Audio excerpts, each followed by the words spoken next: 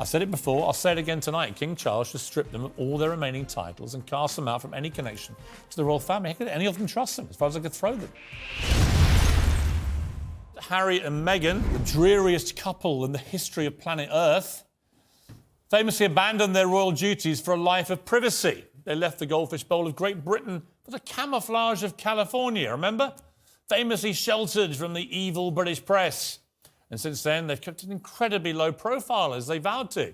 If you excuse the massive book deals, the Silicon Valley startups, the preaching videos about well-being, the podcasts, the speeches, and the major network interviews with everyone from Oprah Winfrey to James Corden. But they've barely been seen or heard at all, have they? Well, on Thursday, they'll quietly and apologetically release their $100 million documentary series on Netflix. The sanctimony, the fake drama, the hammy woe is me that's been going on now for years. The sombre tickle of the piano keys, the staged black and white photographs of this very ordinary young oppressed couple having what appears to be some tiny semblance of fun in their California mansion as they count all their money. Well, today's new trailer doubles down on the last trailer, and there's more tears. Remember that clip of Meghan once showing us how she could cry like that at the drop of a little tarnished tiara? Remember that? She could do it like that. Just bear that in mind when you watch it. Did you get that one? And as for the shameful comparisons with Princess Diana, I remember Prince Harry being very, very angry about the media exploiting his mother for commercial gain. Yeah, what has he done with this Netflix series? He's used his mother to sell it. Could there be a more grotesque exploitation or a more hypocritical one than him using his dead mother's imagery to engender sympathy for himself again as the great victim in this world? Your claim that you're the victims of a dirty game is especially brazen, given that these trailers have been released to deliberately overshadow a visit by the Prince and Princess of Wales to the United States. The timing, of course, is unforgivable, if entirely unsurprising, and a typically cynical ploy to overshadow a vitally important royal tour, the first since the death of Queen Elizabeth. And what about his father in all this, a man who's not even been coronated as king yet, still mourning the death of his mother? Is he going to cop it in this series? You can bet your life he will. Charles is going to have to take it again from his son, with no ability to speak out and return fire. This series will do great numbers for Netflix, but maybe not for the reasons they hoped. The Oxford English Dictionary defines hate watching as the activity of watching for the sake of enjoyment derived from mocking or criticising. If that's a measure of success, Harry and Meghan, you're going to have a smash hit. But of course, the real measure of success for both of them will be the same as it always has been. How much damage can they inflict on our royal family, on our monarchy? How can they make it all about them? How can they continue to play the victims when they live in such unparalleled luxury the other side of the world? This gruesome twosome only survived by cashing in on what's left of their royal status now. I said it before, I'll say it again tonight. King Charles should strip them of all their remaining titles and cast them out from any connection to the royal family. How could any of them trust them, as far as I could throw them? Because without it, they're just whining millennial windbags with a permanent victim complex, knowing that victimhood is what makes them all the money. Well, Harry and Meghan's Netflix series, released to the world this morning, is packed with, well, not really revelations, are they? It's sort of rehashed old revelations with a new twist. As it turns out, we've apparently been wrong all along. Britain is a nasty, racist hellhole where only magnificent Meghan stood up to all this, and the world's biggest victims are not the people of Ukraine or the people battling COVID or people struggling in a devastating cost of living crisis. No, the world's biggest victims right now are the Duke and Duchess of Netflix. Nobody set out to destroy you. You destroyed yourselves in this country with your ludicrous, hypocritical behaviour. The truth be told, what you just said is complete and utter garbage. Harry and Meghan's romance, engagement and marriage were all greeted with ecstatic joy by the British media, the public and the royal family that they've all now abandoned. That's the truth. Not Harry and Meghan's truth, but the actual truth. The first 3 hours of this Netflix series paint a very different, far uglier picture of this country and our royal family. Yep, we're all racists, apparently. It sounds like a different country, but let's be clear, Britain's one of the most tolerant and multicultural nations in the world. We celebrated the glamorous modern flair of the new young royals. We eulogised the newly biracial monarchy as the fresh face of 21st century Britain. I wrote newspaper columns about it myself, including on the day of the wedding. The press and public only turned on Harry and Meghan when their behaviour became obnoxious, self-serving and rankly hypocritical. Sadly, millions of people around the world will watch this series and they'll believe it. They'll believe the smears about Britain and our monarchy, that we're a bunch of bigoted and hateful people. They even blamed Brexit for the racism which apparently was aimed at Meghan Markle, which is just completely absurd. But by far the most sickening part of this show for me was the constant use of Harry's late mother, Princess Diana, to stoke sympathy for Meghan. Having known both women, Princess Diana and Meghan Markle, I can say with absolute certainty they had nothing in common whatsoever. I couldn't think of two women more different. When it comes to compassion and empathy, where's Meghan's been for her own father? She completely disowned him, as she did all her wedding, actually, before the wedding, as this series makes clear. He just suffered a stroke a few months ago. Miss Compassion hasn't even bothered to call her father to ask how he is, and the answer, as we'll find out tonight from his son Thomas, is he's not well at all. Harry's never even met the man whose daughter he married. Doesn't care. Mr. Empathy, Mr. Compassion. Yet this man, Thomas Markle, raised Meghan on his own for many years. That wasn't in the documentary. That was glossed over. That was ignored. Just like he is now. He lives 70 miles away from them. It's about an hour-long cab ride.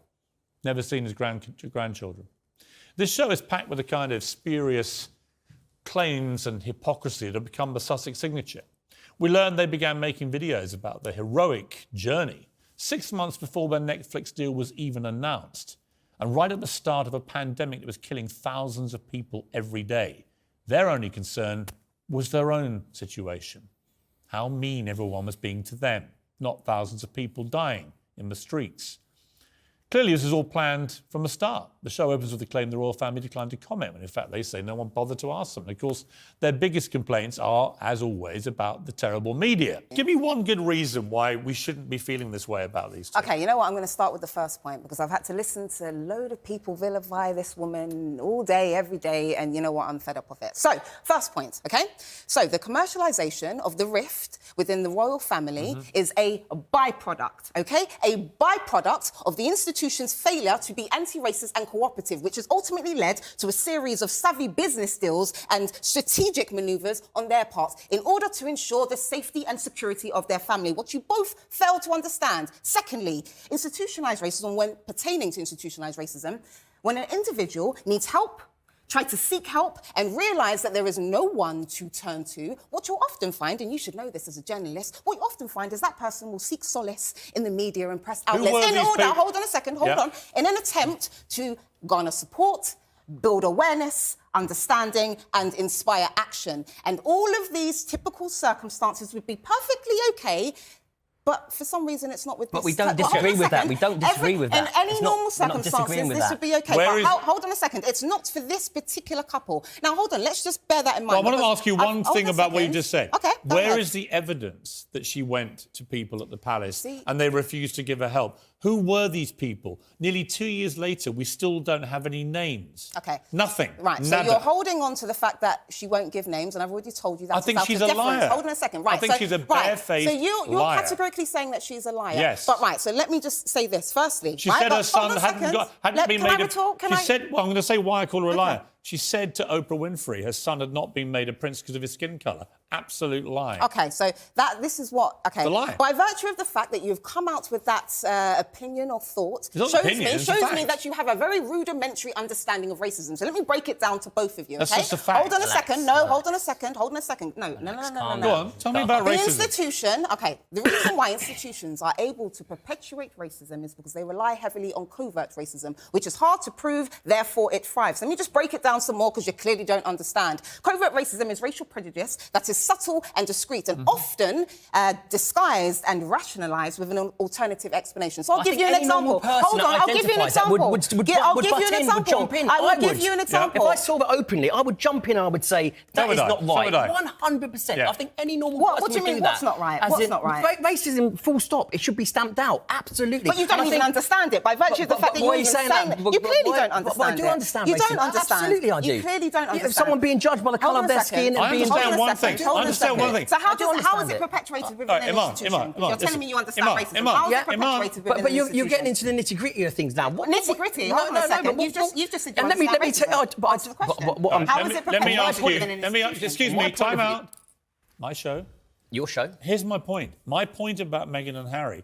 They say all this stuff without producing any evidence and you wouldn't to let me support finish. it. But you wouldn't let me finish. I've already just explained to you. Covert racism is racial prejudice that is subtle and discreet. But you and have to is prove it. Now, hold on a second. No, but this You is pull that card the out. issue. You with can't covert say racism. my son wasn't made a prince because of his skin colour. Let me not explain. true. Let me explain. This is what I'm trying to explain to you, yeah, and you won't please. let me finish. So let me finish, and you'll be able to raise your point, okay? So, racial prejudice that is subtle and discreet is called covert racism. You said this. Okay, hold on, listen. Just listen. Just because you're repeat not, yourself No, you're not, multiple because you're not times. understanding. I think You're we not both understand understanding. what racism No, Piers, you're not understanding. Because the reality is, I can give you an example, because clearly you're not getting it. So, someone can come along and say, oh, I don't like Meghan because she's this, she's that, she's a liar, she's this, she's that. When the reality is, secretly, it's actually But due doesn't to make the you fact... racist. Hold on a second, let me finish, please, Ant. Yeah. It's actually due to the fact that Harry, who is a royal, ended up marrying a woman from the black community. But you cannot say that out loud, because that is got overtly nothing to racist. do with- It is overtly racist. Matters against Iman, the law. calm So down, what you do... calm down. Listen, because you won't You listen. can't just shout won't your way through the listen. next hour, right? Here's my point about that. Nothing I've listen. ever said that's critical of Meghan Markle has anything to do with her skin colour. Okay, Nothing. so at best... Either subliminal or overt or any other way. It's to do with her hypocrisy and her lies. What's hypocrisy? Because Now, you've ultimately said that she's a liar. And that's gaslighting, which I've already told you also about. think she's a fake. Well, joining me now is Animal Rebellion spokesman Nathan McGovern. I don't like vegans very much. I don't think any of you look very healthy. I'm not surprised by that. Yeah, I think you all look pretty pasty-faced and unhealthy to me. But that's your choice. What I don't do is I don't go running into vegan restaurants and start screaming abuse at you all and have to be pulled out by people because you're ruining everyone's fun. Why do you do that to meat eaters?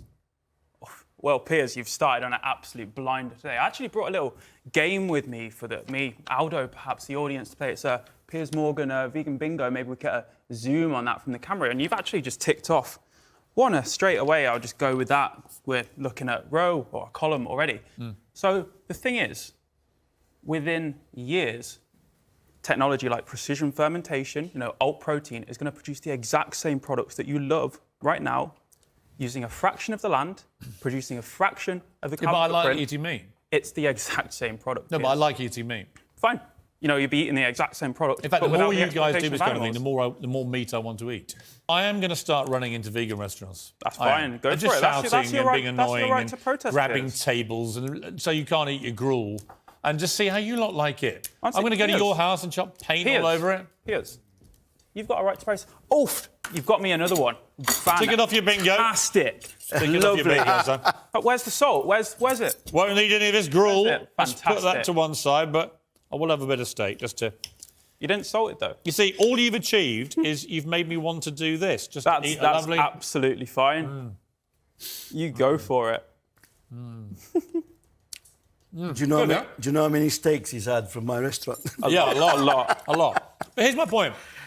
I love eating steak. I'm not going to stop eating steak. Yeah. And the very last thing on earth that will stop me eating steak is people like you with your pasty faces running into our restaurants telling us to stop eating steak. That's the fine. very last thing I'm That going to is do. absolutely Because you don't fine, represent to me Piers. vitality or good health. You just all look like you want a good bit of steak. That's Honestly, you absolutely do. fine. You're fully entitled to that opinion. And as I've just said earlier, you're right to protest if you want to run into a Your vegan mates are restaurant. also the Extinction Absolutely Rebellion, fine. right?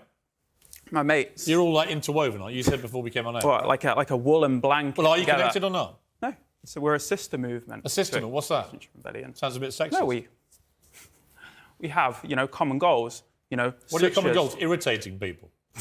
Such What are as, such as tackling the climate and ecological emergencies, which, I'm sure all of us. What did you think here of Meghan can and Harry agree. using a private plane? Oofed, there we go. Meghan Markle. That's another one. What, That's the other 4 two? for 9. I'm not going to give you that, What mate. did you think of them using a private plane to go to this award show? You must be furious, It's right? incredible how you manage Are you furious? to turn this into, let's dump on Meghan and Harry. Nathan, You're it's a simple a question. gender, Piers. Oh, You just talked would about you- the environment. would you I go just in wonder. their plane? incredible. I just wonder Would you whether. go in their plane? I just wonder No. whether you. Stop it. Do you feel? I wouldn't go on a Do you plane, feel no, angry no. they used a private plane or not? No, Or I should we all think use what private we planes? should have is affordable travel for Right, everyone. but they used a private what plane. we should have is travel systems. Do you that don't criticise mean them for using a have to private use plane or planes. not? Or because they're the woke king and queen, you're not allowed to? They're using a plane. Is it I would 'cause have you much. can't? I would have much preferred. You know it. why you can't, don't you, Nathan? Because this is against Piers, hypocrisy. to you your can't face, because you, I am Nathan telling McGovern, you. you don't want to read a headline tomorrow saying Nathan McGovern from Animal Rebellion slams Meghan and Harry for using private plane. You don't want to say it because, like them, you're a flaming hypocrite. You'd rather go in. There we go. You've got me a column. Brilliant. You'd rather Fantastic, rather go into restaurants like Aldo's or Salt Bae's or whatever and just make a nuisance of yourselves because it's easier.